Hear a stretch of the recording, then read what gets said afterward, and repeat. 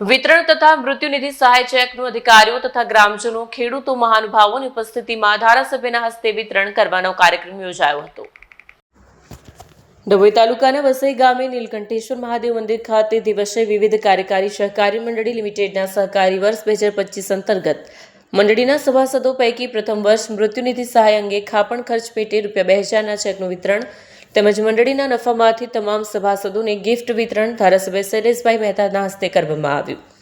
આ પ્રસંગે APMC chairman દિલીપભાઈ Nagjibhai Patel, કુપકો area manager Jayesh Patel તેમજ ઇકો જિલ્લા અધિકારી ગોપાલ ફડવાણી, વિપુલભાઈ પટેલ, સંજય પટેલ તેમજ મંડળીના પ્રમુખ મુકુલાલ પટેલ, મહાનુભાવો અને ખેડૂતો, મંત્રીના સભાસદો મોટી સંખ્યામાં કાર્યક્રમમાં હાજર રહ્યા।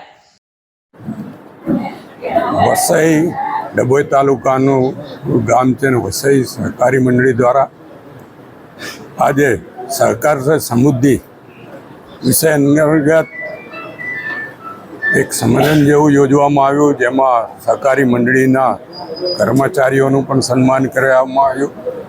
સહકારી મંડળીના સભ્યોને ગિફ્ટનું વિતરણ પણ કરવામાં આવ્યું અને ક્રિપકો, ગુજકો માસોલ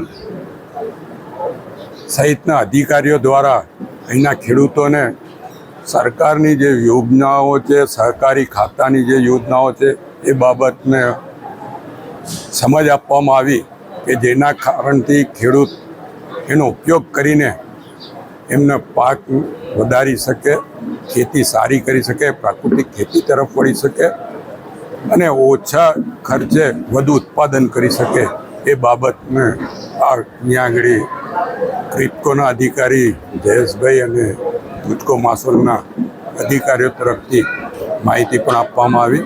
હું મુકુંદભાઈ પટેલ વસઈના મંડળીના પ્રમુખ છે અને એમના તમામ સભ્યોને અભિનંદન આપું છું અને શુભેચ્છા પાઠવું છું। આજનો દિવસ હિન્દુઓ માટે નવા વર્ષની શરૂઆત, ચૈત્રી નવરાત્રિ એટલે ત્યારે આપના મારફત તમામ સનાતની હિન્દુઓને નવા વર્ષની શુભેચ્છા પણ પાઠવું।